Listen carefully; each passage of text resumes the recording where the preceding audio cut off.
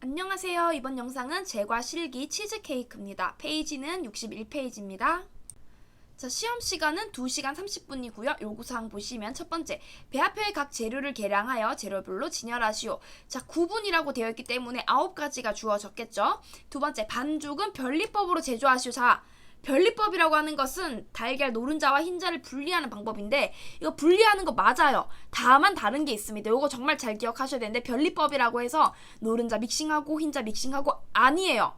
자, 이거는 약간 복합법으로 생각하시면 되는데 크림법 플러스 머랭이라고 보시면 돼요. 적어 놓으셔야 돼요. 크림법 플러스 머랭. 자, 크림법 플러스 머랭이라고 하는 것은 이제 크림법 유지에다가 설탕 넣고 달걀 넣는 방법이죠. 유지에다가 설탕 넣고 달걀 대신에 얘는 노른자를 넣는 거죠. 노른자. 왜냐면 분리는 해야 되니까 노른자가 여기에 들어가고 또 따로 이제 머랭을 만들어서 섞어주는 방법입니다.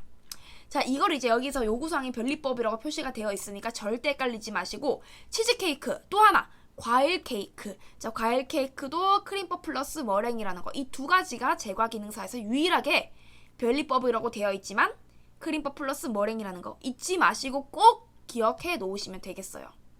자, 세 번째, 반죽 온도는 20도를 표준으로 하시오. 네 번째, 반죽의 비중을 측정하시오. 자, 비중 몇일까요? 변리법이지만 머랭이 들어가고 근데 크림법이랑 같이 들어가니까 뭔가 가볍지도 않지만 그렇게 무겁지도 않은 0.7에서 0.8 정도를 맞춰주셔야 돼요. 우리가 파운드 케이크다 뭐다 이제 다른 기본적인 그냥 반죽형 케이크는 0.8 이상이잖아. 0.8에서 0.9지만 얘 같은 경우는 머랭이 들어가기 때문에 조금 더 가볍게 0.7에서 0.8을 맞춰주시면 되겠고요. 다섯 번째, 제시한 팬에 알맞도록 분할하시오. 이제 비중컵이 나올 거예요. 비중컵의 사이즈에 따라서 팬의 개수가 다르게 나올 건데 이건 시험장에 제시한 대로 이제 팬닝 양을 알맞게 하시면 되겠고요. 여섯 번째, 굽기는 중탕으로 하시오. 거의 찜치즈라고 보시면 돼요. 찜치즈. 약간 쪄서 만드는 치즈케이크. 일곱 번째, 반죽은 전량을 사용하시오 되어 있습니다. 자, 재료를 보시면요. 크림치즈가 거의 500% 크림치즈가 주죠. 치즈케이크니까 크림치즈가 굉장히 많을 거예요. 크림치즈가 주고 나머지는 양이 적은데 달걀이 240g으로 되어 있어요. 자, 변리법이라고 되어 있지만 달걀이 제공이 된다는 거는 노른자 따로 흰자 따로 검사를 하는 것이 아니라 달걀 240g을 가지고 와서 내가 흰자 노른자를 먼저 분리를 시키는 겁니다. 자, 요건 이제 이런 것들은 이제 너무 고민하실 필요가 없는 게 시험장에서 다 알려주세요. 뭐 달걀을 뭐 5개 가져가세요. 이걸 그냥 나눠서 사용하세요. 이런 식으로 알려드리기 때문에 이걸 어떻게 해야 되지 고민하실 필요는 없습니다. 자, 그럼 이제 영상을 통해서 설명을 드리도록 하겠습니다. 자, 재료 계량이 끝나면 오븐 예열을 하시고 그 다음에 틀 준비를 하셔야 되는데 비중컵이에요. 비중컵에다가 녹인 버터를 붓으로 꼼꼼하게 발라주세요. 구석구석 모서리 빈틈없이 발라주시고 버터를 다 바르고 나서 설탕을 바를 거기 때문에 한 개 한 개 하지 마시고 저처럼 버터를 다 바르고 나서 설탕을 하나씩 다 묻혀주시면 되겠습니다. 자, 설탕도 빈 공간이 없도록 꼼꼼하게 묻혀주시는데 이때는 버터가 잘 묻어 있어야지 설탕도 잘 묻습니다. 자, 사용하고 남는 설탕은 버터가 묻어있기 때문에 다시 재사용할 수가 없어요. 그래서 애초에 설탕을 너무 많이 뜨지 마시고 사용할 만큼만 떠서 사용하시면 되겠습니다. 자, 그리고 먼저 버터와 크림치즈를 풀어줄 건데요. 저는 버터가 조금 더 딱딱했기 때문에 버터를 먼저 풀어준 후에 그 다음에 말랑한 크림치즈를 넣을 거예요. 혹시라도 둘 중에 하나라도 딱딱하면 딱딱한 거 먼저 풀어주셔야지 덩어리가 생기는 것을 방지할 수가 있습니다. 최대한 덩어리가 없도록 정말 부드럽게 풀어주셔야 됩니다. 여기서 진짜 제대로 안 하게 되면은 이 덩어리가 끝까지 가요. 치즈케이크는 꼭 그렇더라고요. 지금처럼 부드럽게 되면은 요때 이제 설탕을 다 넣어줄 건데 설탕을 넣고 나서는 얘를 또 믹싱하시는 것보다는 그냥 설탕을 어느 정도 혼합한다라는 느낌으로만 저어주시면 되겠습니다. 믹싱보다는 혼합 느낌이에요. 얘를 막 뽀얘질 때까지 올린다거나 그런 건 아닙니다. 그냥 어느 정도 설탕이 혼합이 되면 옆면 한번 긁어주시고 그 다음에 바로 노른자 투입 들어갈 겁니다.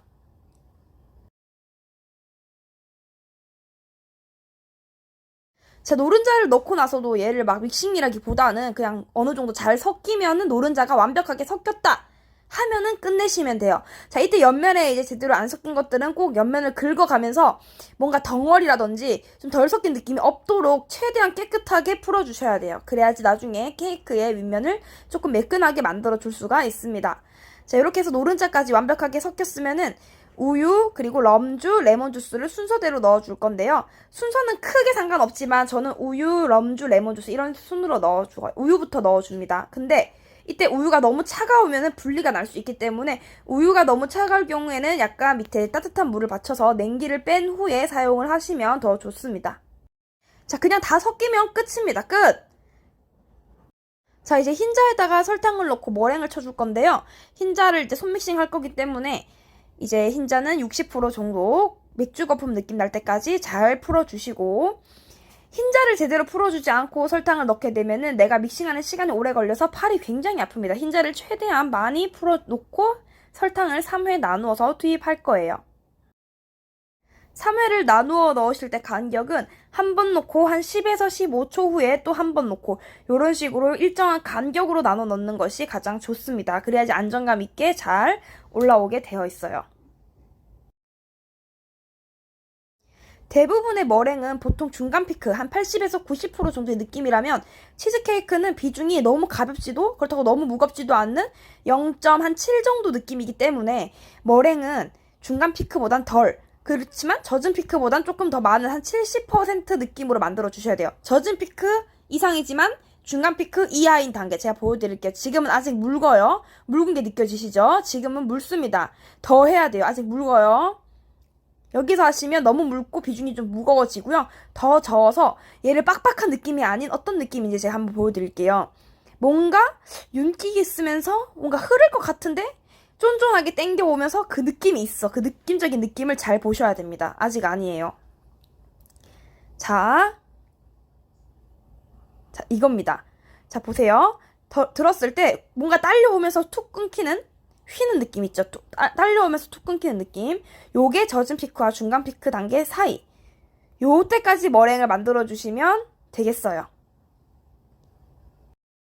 자, 그 다음에 머랭을 2분의 1 정도, 3분의 1에서 2분의 1 정도 가지고 와서 저어줍니다. 자, 머랭을 이렇게 나눠 넣는 이유는 너무 처음에 다 넣게 되면 너무 비중이 무거워지고요, 뒤늦게. 그 다음에 너무 뒤에 다 넣게 되면은 좀 안 섞여요. 노른자 반죽이 뻑뻑하다 보니까. 그래서 처음에 살짝 머랭을 가지고 와서 반죽을 살짝 조금 묽게 해서 가루가 잘 섞이게 하기 위함이고요.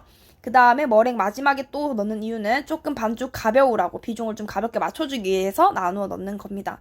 자, 이렇게 해서 머랭을 대략적으로 섞고 자, 가루를 넣을 건데 이거는 액체가 많기 때문에 우유 양이 좀 많아요. 액체 양이 많기 때문에 약간 왜 믹스커피를 타야 되는데 뜨거운 물이 많은데 그냥 물 많은 위에다가 믹스커피 넣는 느낌 아세요? 좀 안 섞이는 그런 알갱이지는 느낌? 그 느낌 분명히 들 거예요. 지금 보시면 좀 들죠? 알갱이지는 느낌. 요 느낌이 없을 때까지 풀어주셔야 돼요. 요거를 계속 지속적으로 냅둔다면은 그대로 갑니다. 요 느낌 아니에요. 완전히 풀어주셔야 됩니다.